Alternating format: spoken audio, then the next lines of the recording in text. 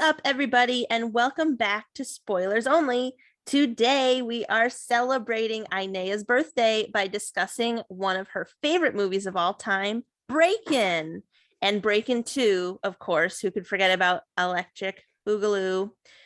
So, before we get into that, first things first, happy birthday! This episode is going to be coming out Friday, so it's the day before your birthday. But happy birthday! What are you doing to celebrate? Do you have any fun plans? Oh, I was expecting questions. No, not really. Not really. I think, I don't know, probably go out to eat with friends on, what is that, Sunday? But other than that, nothing. Oh, well, we here at Spoilers Only, meaning me here at Spoilers Only, wish you a wonderful birthday, and you're the best co-host, and we have so much fun here. So this is going to be really fun, and I'm so glad that we could spend it talking about one of your favorite movies, just like we did with me and Ted Lasso. Because I remember in the beginning when we were talking about doing birthday episodes, because both of our birthdays like coincided with release dates for episodes, you were originally going to talk about some X-Men movies. But then, but then you said, you know what? I want to talk about Breakin and Breakin 2 because it's your favorite. Because I actually enjoy those movies, and they were my absolute favorite as a kid. And I'd rather not spend my birthday episode talking about movies that I so dearly hate. Don't get me wrong, I like them, but also no, I don't.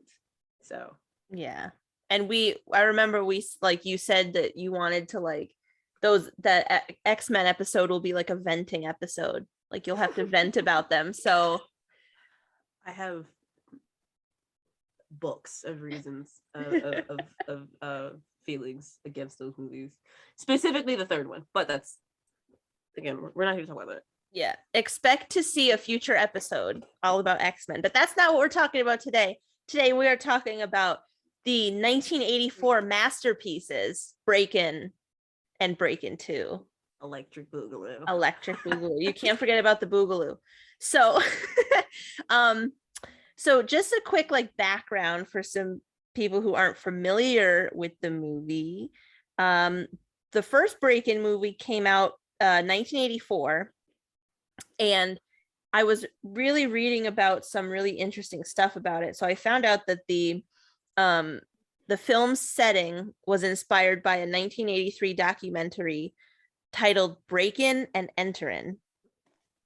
And it says it was set in the multiracial hip-hop club Radiotron based out of MacArthur Park in Los Angeles. Many of the artists and dancers from the documentary, including Ice-T, who is in this movie, who is in Breakin and Breakin 2. I literally screamed when I was watching because I had no idea Ice-T was in that, the icon. Really?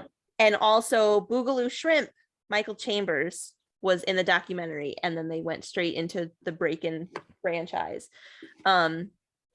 And something interesting about it as well is it received mostly negative reviews when it was released in 1984, but it was a box office success. And as our buddy Nick Major likes to do on his show, Box Office Breakdown, the budget was $1.2 million, and it made $38.7 million at the box office. So that is nowhere near a flop. That is like a really successful movie. And an interesting fact was it opened in 1,069 venues and outgrossed 16 Candles, which had more venues. It was 1,240. So it was the 18th top grossing film of 1984. So just a little bit of a background for some people and that might not be familiar with it. And I found those really really facts because I was watching the first one and I swear it looked so familiar to me. There were so many parts that I felt like I have seen before. So I just wanted to mention a few of the profitability things and some of the lesser known facts about it, because I thought that was really interesting, because 16 Candles is a movie that ends up on like people's top 10 lists all the time of like, best movies of the 80s or childhood movies, stuff like that. So I thought that was really interesting. And I love the soundtrack for absolutely the movie too. That, and also right now it has a 33% on Rotten Tomatoes. But the audience score is a 72%, which I think is more fairly for this movie. So this is gonna be one of those times where I say, oh, don't listen to the Rotten Tomato score. They're always lying. I always say that when it's convenient for me. Only when it's convenient for me. If it's a movie that I hate and then like it has like a 17% of Rotten Tomatoes, I'm just like, oh, that makes a lot of sense. But now it's just like, no, you guys are just treating this movie too harshly. It's a great movie. You're a hater. So I'm against Rotten Tomatoes on this. Yeah, on this one. That I understand, because I know there's a lot of films that I disagree with, and then there's some that they're totally right on. And we did an episode with Nick about that a month ago. That was a lot of fun. I loved the part where when Nick was reading stuff and he found out that this director of Mac and Me was the same director for Standing Ovation. That was so much fun. But so give the listeners basically a rundown of what the first movie entails. I get that this is literally my job here, but oh my god, I'm the worst person to ask because I suck at explaining things. So basically, if you have not had the joy of watching this movie, it's basically this movie about so it follows this girl named Kelly. Kelly is a dancer. She's studying studying/training to be a jazz dancer. And then through her friend, she meets these two guys named Turbo and Ozone. And they are street dancers. They, do break dancing, and, they live in a lower income neighborhood, and they dance for fun rather than in a class like she does. And she meets them, and then all of a sudden she's just like, hey, I really like your style of dancing. It's so fun, it's so free, and it's so funky fresh.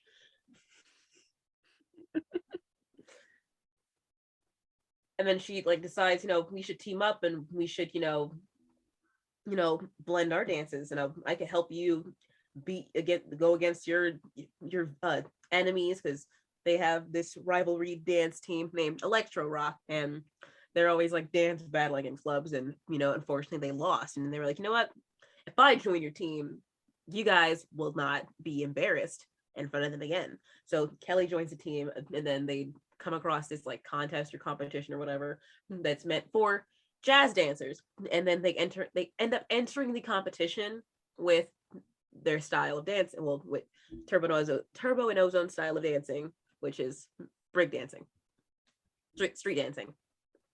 But everyone's so against it because they're like, oh, this is not high class enough. We are looking for jazz dancers only. But in the end, they end up coming around because it's got a lot of spirit, it's got a lot of feeling, and it's from the heart rather than you can't teach spirit to someone. So that's it. And then in the end of the movie, they end up having this little show called Street Jazz, which was a blend of street dancing and jazz dancing, which I personally think the ending of Breakin 2 was a lot better, just because the stakes were higher, the emotions were a lot more intense, and also the closing song was an absolute banger. Yeah, and I was actually gonna say how the first movie I watched on YouTube, it was cut up into 10 parts. Yeah. And there would be an advertisement. There was one scene where Kelly was leaving dance class and she runs into Cupcake. Right? I think it was Cupcake. And she gets in the car with him and they drive away. And right there, it cut to the next video clip and there was an ad. And I wasn't thinking, I completely forgot. And I was like, wait a minute. They didn't make that in 1984. And then I was like, oh, wait, this is YouTube. And then Breakin' 2, Electric Boogaloo. Can't forget about the Boogaloo. It was on Tubi. So good old I have that one Tubi. on DVD. Oh, really? Yeah. Funny enough, so I found it at the Dollar Tree, and I was like, this does not belong here. Because I grew up watching this movie, so I have like such a high opinion of it. So seeing it at the dollar store like kind of irritated me. But so in our garage we have like a bunch of our old DVDs and stuff. I'm gonna try to find the old cover and put it into the new sleeve because I think the actual cover of the movie looks a lot better than this absolute. Just give me 1 second. Yeah, I think I saw a picture of it. Isn't it like yellow? Yes, Sort of. So it's so Yeah. boring. It's so lifeless. But I like the other one on our old cover. That disc is like 20 years old, so 20 plus years old. So like, you know, it's like beyond scratched to it's scratched to death. And you know, it's missing probably. So I'm gonna just find the cover and put that disc in, the new disc in it, just because I like it a lot better. Nice. I like that. So I was going to ask you. His name was Adam, by the way. Cupcake. Oh, that's right. As soon as I heard Cupcake, I was like, oh, okay, that's his name. Like I wouldn't accept any other. And then I was gonna say at the end of the first movie, there's like a mid-credits scene. I can't remember if the credits scene was attached to that clip or I saw it somewhere else, but it's where it's basically like the trailer for the movie that you're watching. It was Special K, Turbo, Ozone, and they're talking with another guy about a new phenomenon known as the electric boogaloo, and it kind of segues into, you know, it gives you that taste of there's going to be a new one. And then the second one was released like 7 months later, the same year.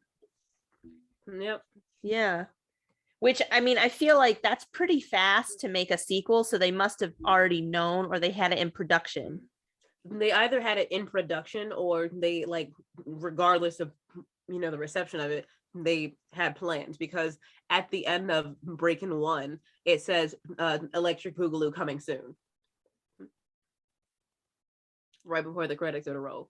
So it definitely probably was just like a two-parter movie that, you know, just so happened to have great reviews in theaters and stuff. And another thing was I was so sad because I was reading like stuff about the cast and stuff, and I saw that Shabadoo, who played Ozone, like died like 2 years ago.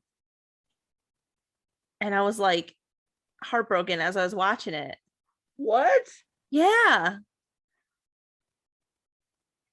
What? Yes. We gotta end this episode. No. Why would you tell me this? Well, I figured you knew because it said 2020. So I actually did not know that. I was just like surprised. Put a damper on the mood. God. Well, we have to continue in honor of Ozone. Let's just end this episode right here. Start again tomorrow.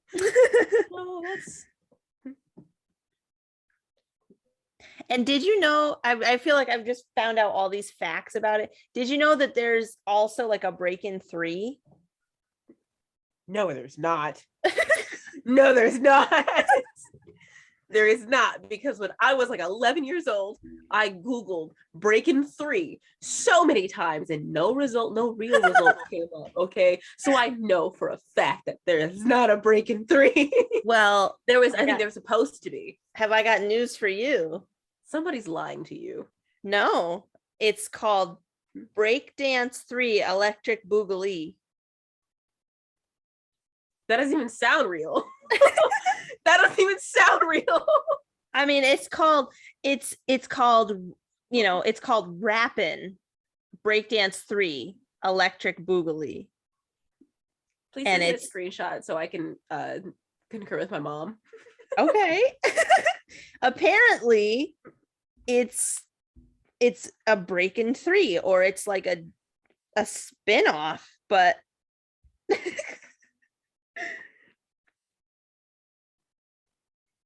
like the DVD says it's on Amazon, but it says like currently unavailable. And it's not, it says this will not play on DVD players sold in the US, Canada, or Bermuda. So like it's only released like in other countries. But I was surprised when I saw that there was um a third one, and there was also like a Blu-ray released in 2015, I think it said, Breakin' 1 and 2, like a double feature sort of thing. But I don't think Breakdance 3 Electric Boogaloo. Boogaloo. Does that even sound 2014?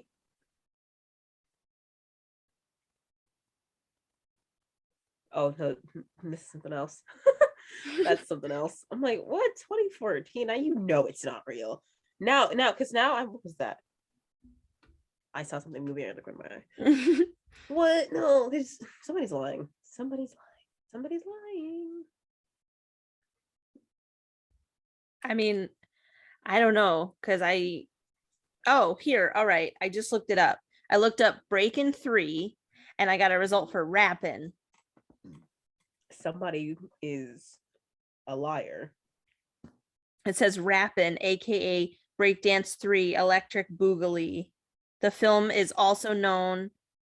No, the film is a sequel to Breakin' 2 Electric Boogaloo.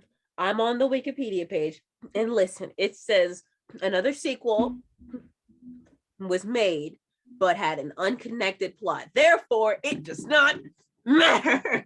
Okay. Yeah, it says here this film Rappin' is a sequel to Breakin' 2 and is known as Breakdance 3. Although it features Ice-T, who featured in Breakin' and Breakin' 2 Electric Boogaloo, Rappin' has a plot unconnected to the previous two films and features different lead characters and locations. So the only thing connecting it is Ice-T. The Ice-T cinematic universe. Yeah, right. I don't subscribe to this belief. Anyway, but yeah. Okay, well, it's still interesting because I found out like so many interesting things as I was watching it. But so I wanted to know, what made you super obsessed with it as a kid? Like what drew you in? What made it like your favorite movie? Because you said you'd watch it like all the time. I mean, it's such a joy to watch. It's so much fun. It's got great music. It puts you in a good mood, makes you feel like dancing, like honestly. But what do you I couldn't tell you the answer to that. Considering like I was watching it like before my memory even allows me to remember. And my dad was like, you used to like always ask, oh, let me watch breakdance. I want to watch breakdance. Do I remember this? Absolutely not. But did it happen? Allegedly, yes. How old were you when you first saw it? It was before my working memory. So I had to I don't know, probably like newborn. Wow, really? I don't I'm making guesses. Because obviously, my mom and my dad, they grew up watching this movie as well. So, I ended up watching it as like a really small child, and I remember watching this like from the ages 5 on up till now, all the time. So I'm gonna make up a number. I'm gonna say 2. I'm gonna lie and say 2. Okay. We're gonna believe that that's the real answer. It was just one of those movies that was just always, just kind of always around. So there really is no real answer of when I first watched it, but I did absolutely enjoy it as a kid for the more than other movies, because it. I don't know the answer to that one either. That's so funny. Just Well, I probably think because it's obviously kids like to dance. I used to definitely try to replicate all of the moves in that movie, and I used to swear like, oh, if I just watch this movie like one more time, like, I'll be able to spin on my head. Never did, by the way. Did almost snap my head in half though. So Oh no. when they say don't try this at home, they for real mean it.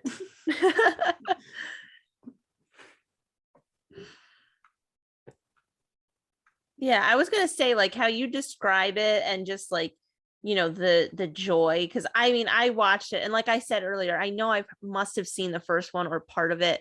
It just seemed so familiar to me. But I think that's something about it though, is it's just a fun movie. And I think for you, like growing up around it, it just always felt familiar to you. Like it was just always on or it was always there. So, of course you're gonna have like the strong feelings and memories of it.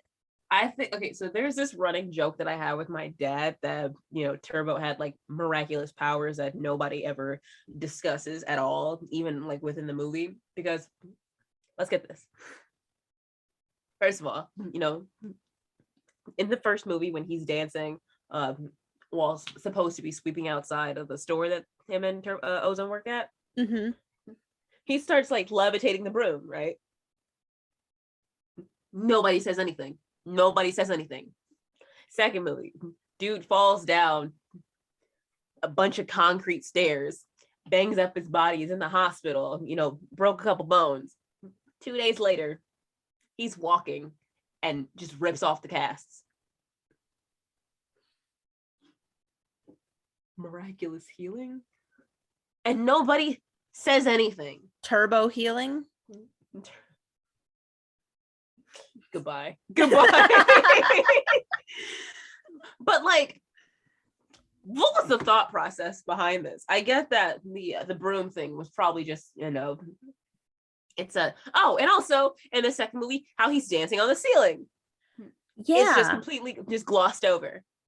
Again, in that scene, in the scene with the broom, I'm sure that, it's just the fact that it's a dancing sequence, and the dancing sequences in these movies are treated like musical numbers in a regular musical, where, it'll be a scene, and to express, the emotions of something, or it's even just in between scenes, they're just a dance break.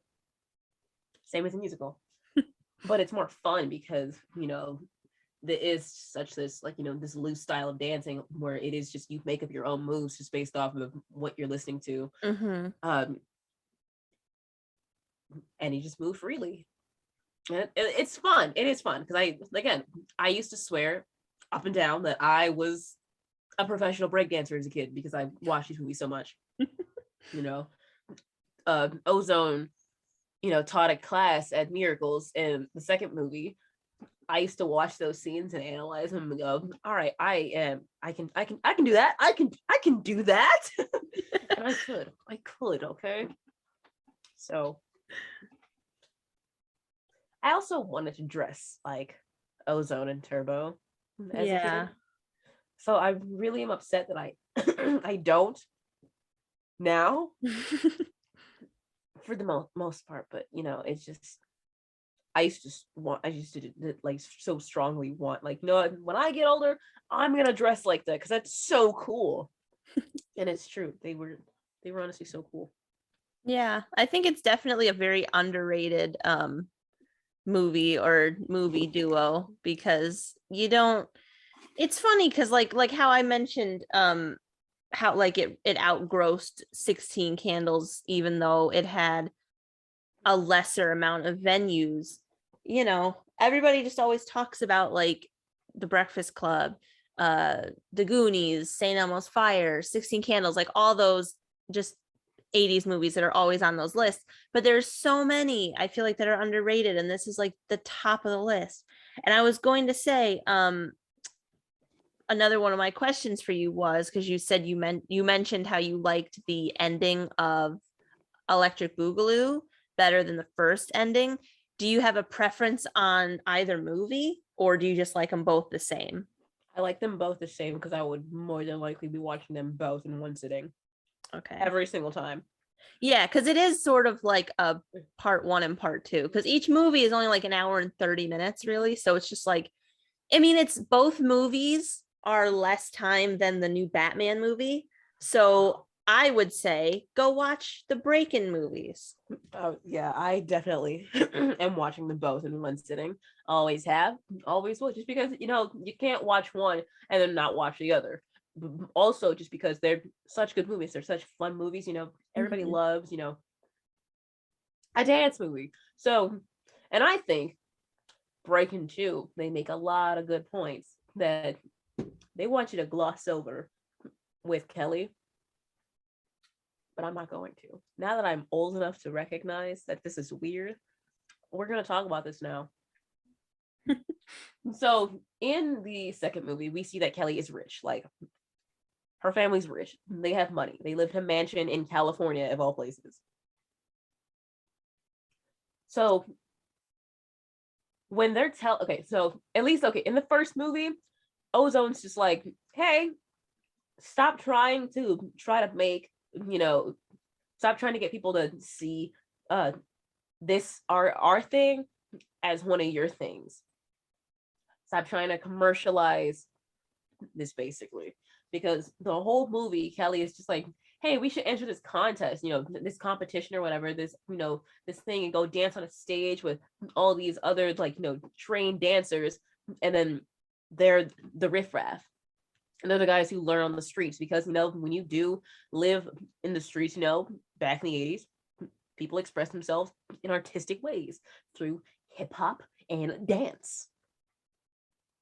It's just a part of the culture there. And obviously she comes from a different culture, so she's, first of all, I'm getting ahead of myself, or I'm switching subjects, but in this scene where Kelly first dances with him in the club, when she just is like, oh, we're gonna beat electro rock, we're so much cooler than them, after they kind of got it handed to them because the electro rock pulled out a girl, and they were like, oh, we're gonna do the same thing, but Kelly's so much cooler. Even as a kid, I always thought all she did was flip around, and once she just flips around and just gets in their face and just spins her arm once. She was not cool. Girl, what are you doing? Because I don't know her name, but the other chick that was with electro rock, she was actually out there, moving. She had some really good moves. She was a good dancer. It's Kelly's turn. Here she comes. I'm gonna do a backflip, front flip, cartwheel, just frolicking in the grounds while Turbo and Ozone are just actually like breaking down dancing. And their like routine right there was not as good as they want you to believe. It's just, I'm sorry, it was not their best. No, it was. Minus Kelly. Kelly, she just, I just find it so funny how she's like, oh, the other girl was good, but I'm better. And then they teach her how to break dance, and they're doing this for like a week maybe, and all of a sudden you think you're a break dancer. This is their life. This is their culture. They teach this to you in 1 week, and you think that you just got everything down packed. No, that's not how this works. I just thought that was funny. But yes, in the second movie, she comes back. She's just like, hey, I'm back. Obviously. Let's all hang out again, guys. And then I'm assuming it was Ozone's ex-girlfriend who's like, get out of here, Kelly. You don't belong in this neighborhood. And then we're supposed to believe that Kelly, has a place here. I get that these are your friends now. It is weird that you are rich, you come from wealth, and you have, not really a reputation, but like a career, and you're choosing to hang out with people who really don't come from much. And don't get me wrong, she was helping. It just was funny how she kind of pushed herself into their lifestyle. But her pushing herself into their lifestyle was more seen in the first movie, how, she started like trying to dress like them out of the blue, trying to talk like them, but it came out as forced. Like how she was talking to James, and then she was like, we're going up against Electro Rock this Friday. We're gonna show those fools how it's done. And then he goes, oh, you're really talking like you're talking like one of them people now. And he's like, are you packing a blade? She's like, yeah, I am. What if I hit you? What if I hit you? Then what? She just cracks me up in that scene, how, you know, forcing yourself to fit into an identity because you're bored with your real one. She had her fun, so it's okay though. I get it's whatever. It's okay. But I totally do see in the first movie what Ozone was talking about when they were on the beach, and he's just like, that's just not my world, you know, that's not my place to be. This is my place. I do this for fun, not for, you know, profit or anything, or to appease other people. I'm not, you know, gonna dance for anybody. I'm doing this for myself. So stop trying to make this a thing. Stop trying to commercialize this, because that's just, this whole lifestyle is just about self-expression, really. So stop trying to do that. And then Kelly's just like, you just need to see what you've got. I'm gonna hit you. I'm gonna hit you. I'm gonna hit you. I just forgot what I was talking about. Okay. In the second movie, like I said, Ozone's ex-girlfriend, I'm assuming, how she's just like, Kelly, get out of here. This isn't your neighborhood. I get that. And it is weird, especially how in the end, I feel like they could have made the money to save Miracles if her dad wasn't like, you know what? I actually do like you people. Here's $10,000. Cop out. Savior complex. How did you feel about the second movie? I know we talked about the first one. Yeah. I think I feel like I kind of enjoyed the first one a little bit better, only because the first one felt a little bit more like lighthearted to me. I feel like the second one definitely had more emotion. Well, it had more emotion. It had like you know, because it all centered around them saving the community center. So it kind of felt like you had said just a little while ago, there was more stakes in it. And it was like the ending was better than the first, but because I feel like the second movie just had more, I feel like there was more storyline, like more emotion and stuff. But I think if I had to choose, like, I would be like you, I would watch the first and the second together because it's just one big break-in party. But I think the first one just, you know, because that's what originally drew me in when I started watching them. And I feel like it, you know, it just was a bit more lighthearted. But I did like the second one because it had that, you know, it had like the thing about how Kelly's well, he learned a little bit more about Kelly, and so like her father didn't really like the friendships that she had with them, and they wanted her to go to Paris. It was Paris, to like do the opportunities that were there for her. But you know, they end up instead of hanging out with Bozo and Turbine, as he called him. Yeah, like that was just so unnecessary. And so I feel like there was more emotion, there was more I keep wanting to say pizzazz, but that's not the word I'm looking for. Like, it's just, there was more, it felt like it almost felt like a dramedy in a way, or a dram musical. Like there was more drama in it than the first one, at least that I thought of. Like there was just more storyline. But I would say what you said, like watch them both together, because there's no one without two, and there's no two without one.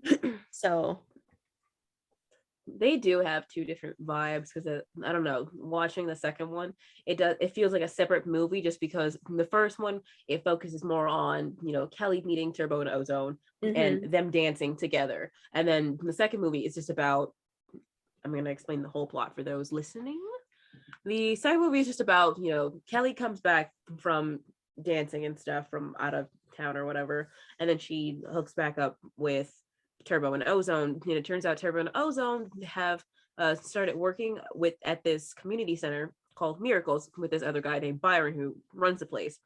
They both teach classes over there for dancing, and it's community center. It's meant to keep kids, off the streets and stuff, and get them into programs like dancing, arts, and all that kind of stuff. But unfortunately, there's this one guy who wants to buy out the building and turn it into a shopping center because this people are going to forget about this community center in like 2 months. And so they basically have to have like 30 days to gather up a certain amount of money to be able to fix the building to where it's up to code, and also keep their building so it's not bought out and turned into a shopping center, because obviously community over shopping center, which I think is absolutely stupid and very, very 80s. We're gonna take this community center meant for kids. We're gonna take these kids. They all live in the streets. They all, don't have like a lot to do. So we're gonna have this community center for them. But oh no, we're gonna take this community center away from them and we're gonna turn it into a shopping plaza? I think not. I think what they're doing at Miracles is great. And what's funny is like the city people, the lady who worked at the city with the city actually thought it was a good thing, and she was rooting for them, but the evil guy with the hair was like, hey, I don't like children. I think they should. Never mind. Let me not say that.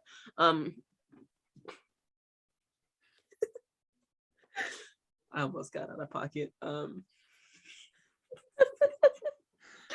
don't like children.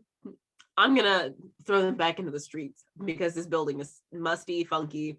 And then they're like, okay, well, we're gonna, put together like we're gonna do a bunch of things. So they started like selling like paintings, selling flowers, washing cars for money, doing stuff together, like, to raise money.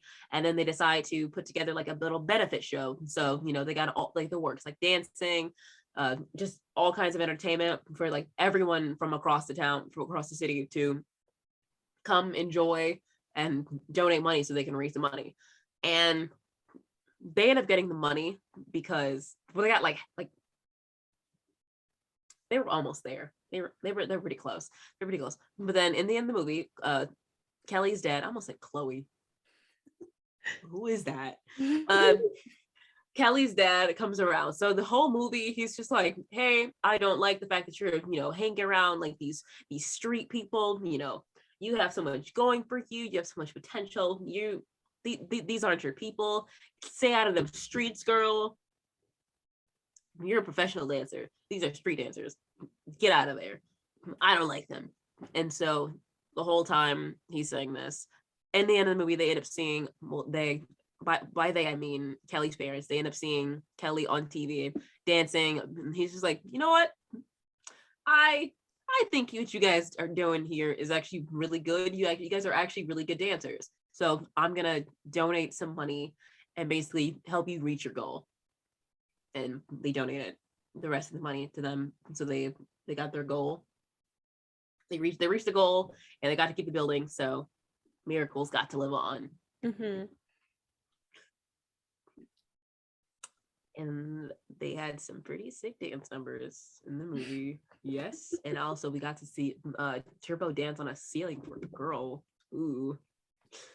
I think the funniest scene in this movie was when Kelly's just like, hey, oh my God, Ozone, I got this opportunity to go dance in Paris. And he's just like, what about our dance show here? And she goes, wow, it looks great in here.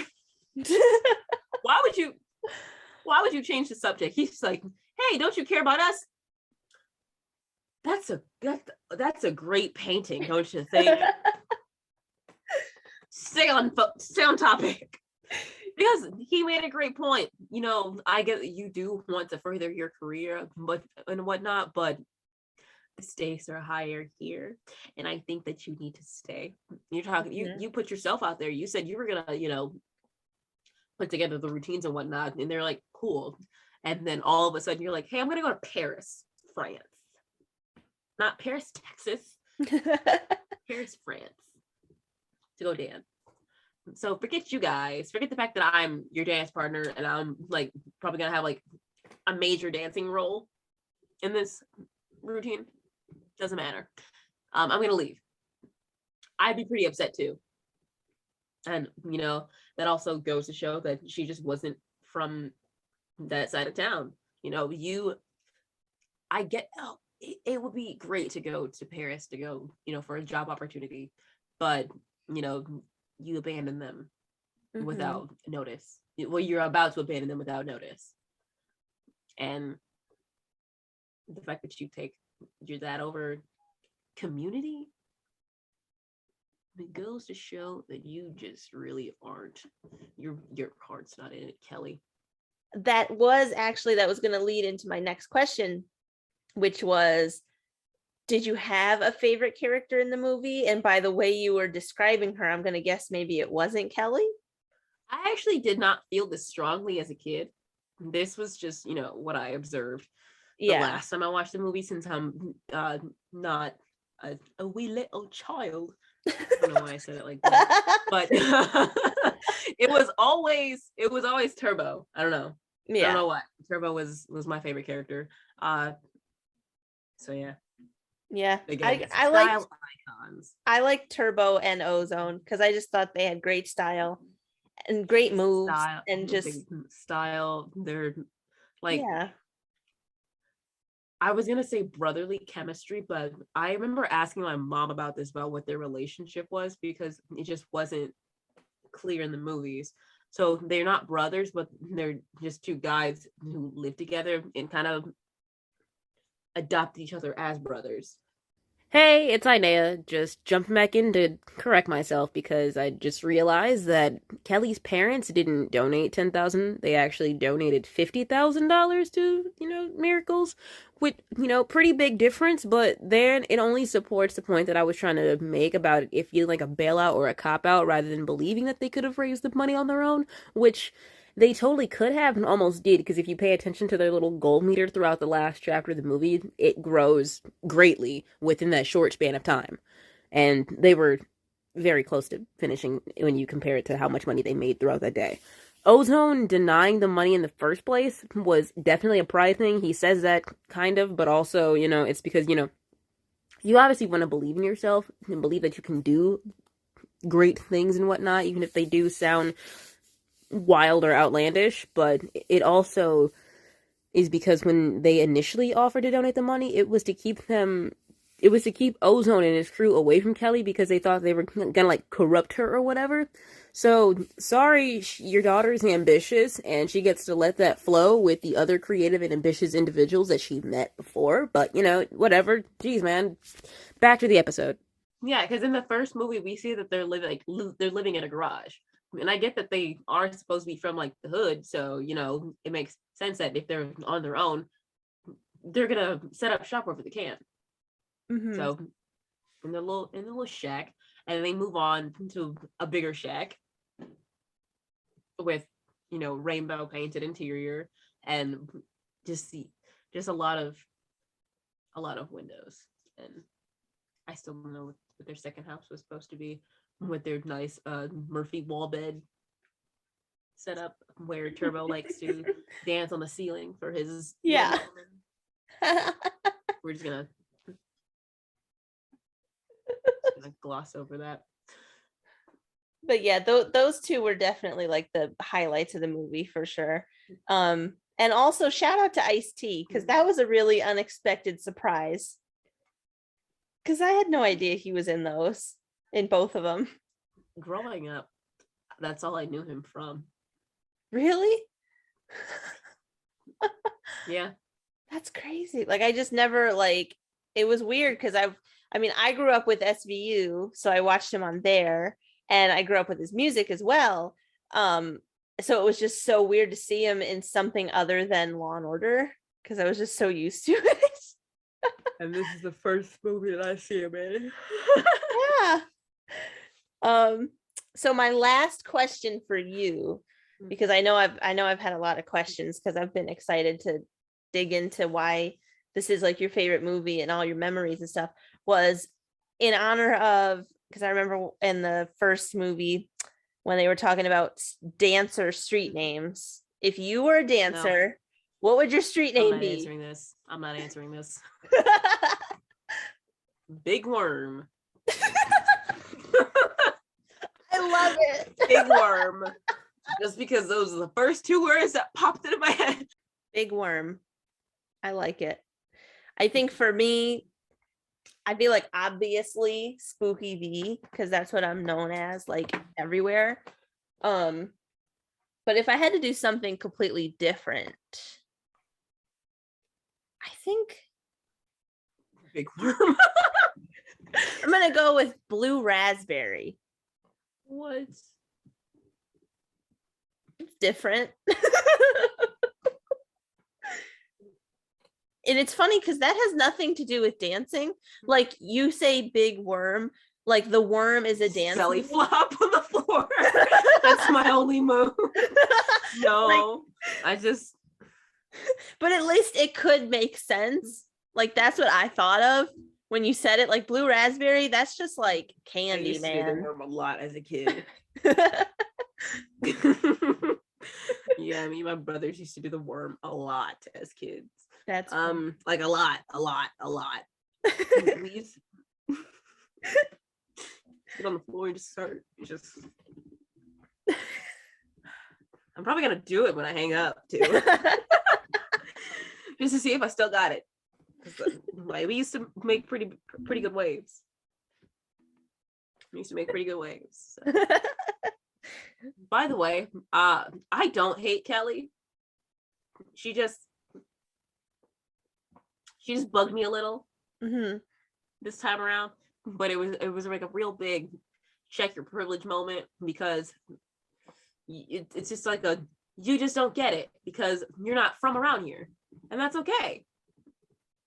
How about instead of trying to force them to commercialize their dancing, just feel the rhythm.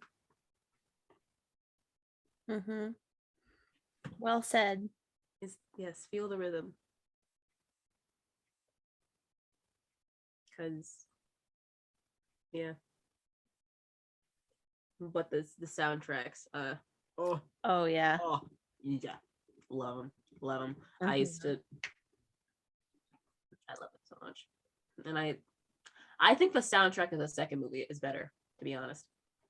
Yeah, I mean, it did. I feel like it kind of, not to do another pun, but it kind of found its footing.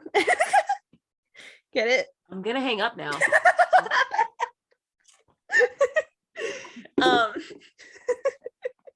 I feel like in the second movie, though, I agree with you. There were some maybe better songs, and it just felt more right. There's more passion. Yeah. And I mean, that could be because of the added emotion and the stakes of, like, saving the community center. So it's like the final scene in why did I almost say X-Men 2? What?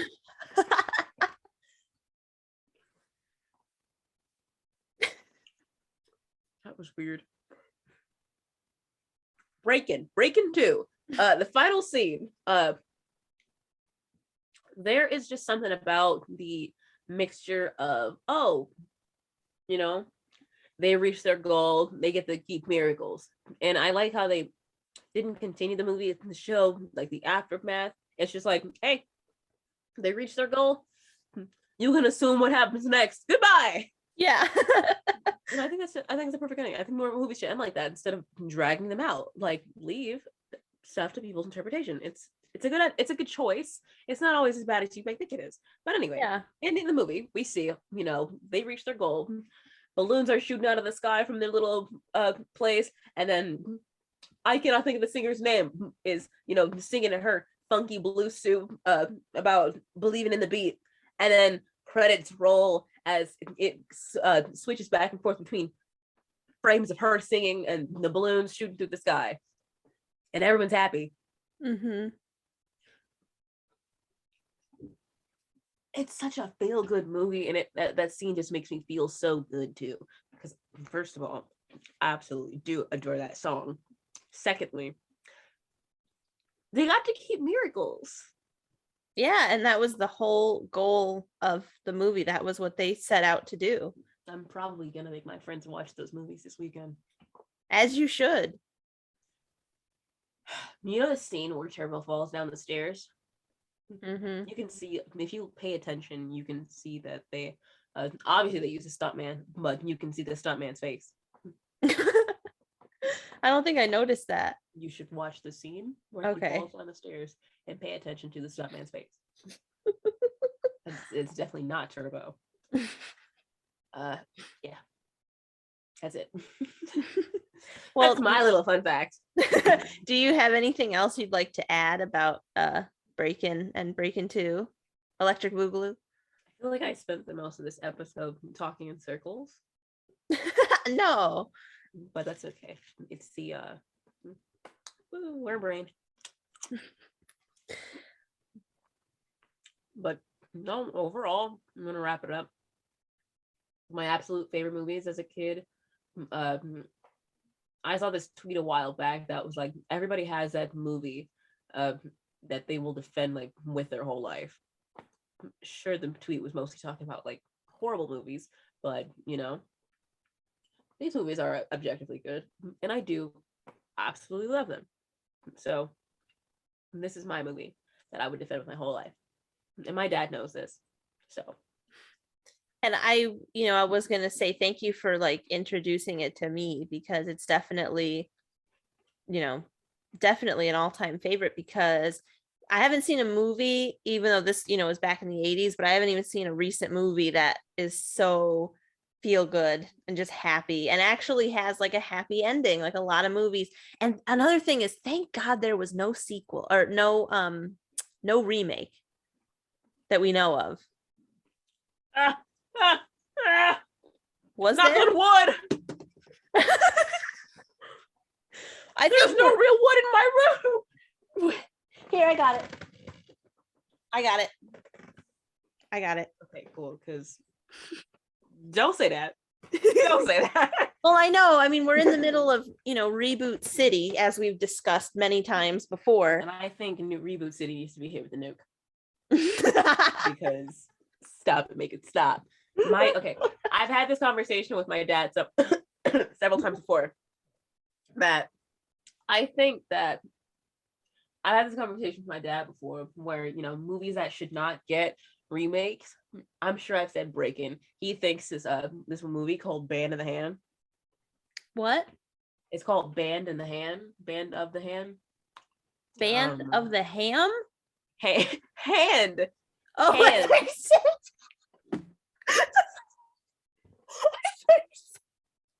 Oh my God. Yeah, Band of the Hand. It's another 80s movie. I remember watching it as a kid too. There were a couple scenes that I thought was funny, but because I was a kid, it gets really boring, like after a certain point.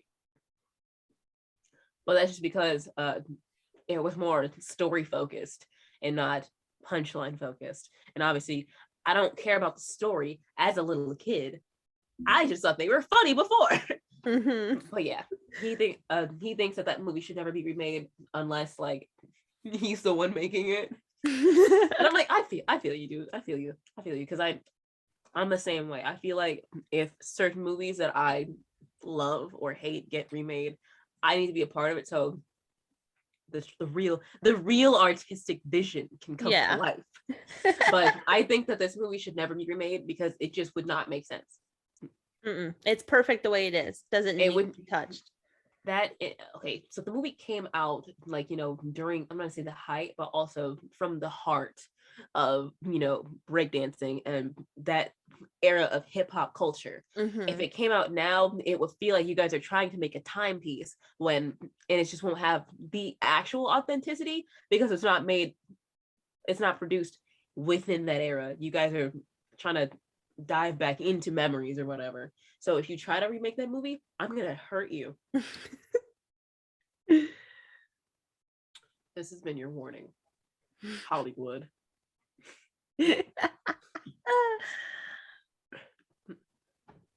Well, with that, I think that wraps up our birthday chat about Breakin, Breakin 2. Coherent, nonsensical babbling about breakdancing. We love that for us. This was a lot of fun. This was definitely one of my favorite episodes. This was a lot of fun. So once again, happy birthday to our wonderful co-host Inaya. Yay, she's Hoping- like 86. Hoping you have an awesome day. And I'm so glad that we were able to have this time and talk about one of your favorite movies and do a little bit of celebrating. And for all of you out there listening, you can follow us on Twitter at Spoilers Only Duh. You can find us you can find our Linktree there, which has all the links to stream and subscribe. You can find us on TuneIn, iHeartRadio, Spotify, Apple, YouTube, basically everywhere.